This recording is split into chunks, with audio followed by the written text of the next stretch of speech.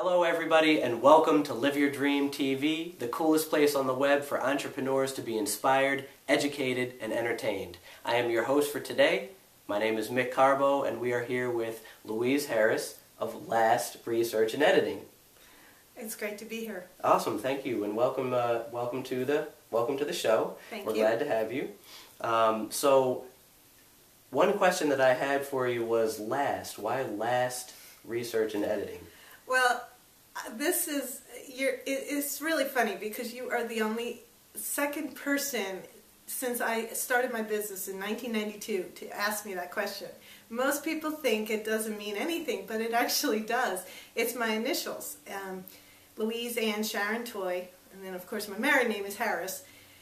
And I like the word last because it emphasizes so much in the language. The last stop, the save the best for last. A play on words really draws attention into you and your business. And so what is Last Research and Editing all about? What is the scope of what you do? I am a writer and editor. I help my clients communicate to the media and the public through press releases, newsletters, web content, blogs, article writing, or any other kind of writing or editing my clients might need. This is an information overload society. And absolutely. Even though everyone can write, not everyone should write.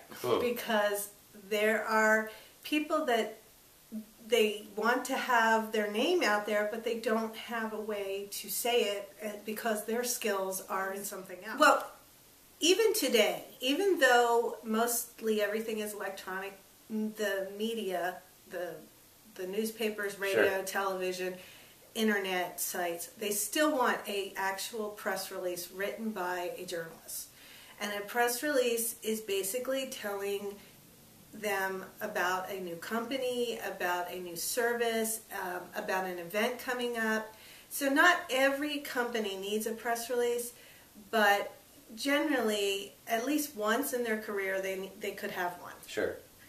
A newsletter is more for a way to promote yourself to your clients and potential clients. Right. You write a little bit about your industry, what the big news is for the industry, and then you send it to your clients, and then they say, oh, this person's an expert. Sure.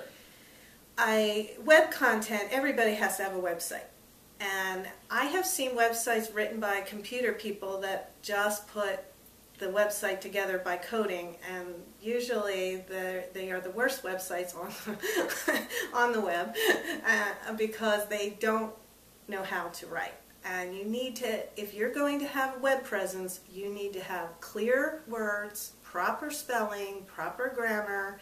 You need to let people know who you are, because if you have a misspelled word, then people aren't going to trust you. Yep.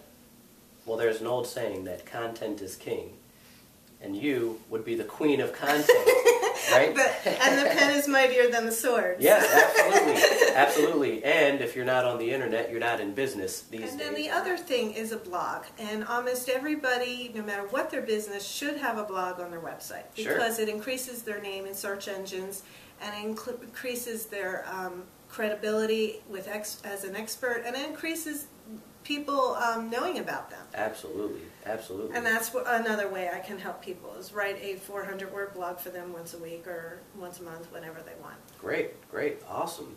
And you're into script writing as well. Yes, Tell us a little bit about. I just started getting into script writing at the beginning of this year, and it was another one of those things that I fell into. But with me, everything is a challenge, and I always meet a challenge head on. And awesome.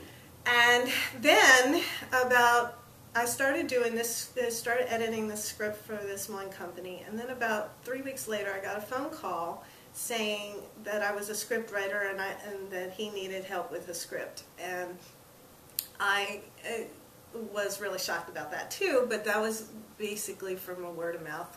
And I met with him and I talked, and he really liked my ideas, and I started writing for him, and it's really been fun. And my goal is to take my books and write my scripts for my books. But I'm really enjoying the script writing because it's fiction, And that's one of the things I love to do, is be creative. Awesome. And we might as well talk about my books now, let's because do. these are both fiction. I wrote this one, 1776 Scroll, in 2006. It's about a witch who gets kidnapped over a magic scroll, and she's trying to find her true love. Interesting. And this one is, I published this one in 2009, and this one, the 1776 Inn, is about a bed and breakfast owner who is having a lot of financial problems.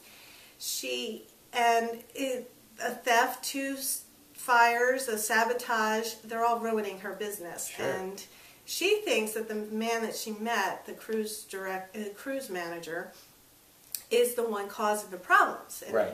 He isn't, but he has a secret. I've always wanted to be a writer, and that's why I went into journalism in the first place. Even with journalism, I always believe that I'm helping somebody through my writing. Sure. Because even by getting their name out there, I'm helping them, or by reporting on some important meeting, I'm helping people know. Absolutely.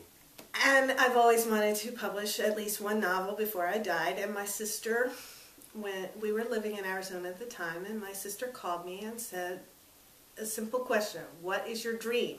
And I said, well, my dream is to get one book published before I died. And she said, well, what's stopping you? And I looked at the phone and I was like, well, what is stopping me? Oh. And that's when I sat down and started writing this one.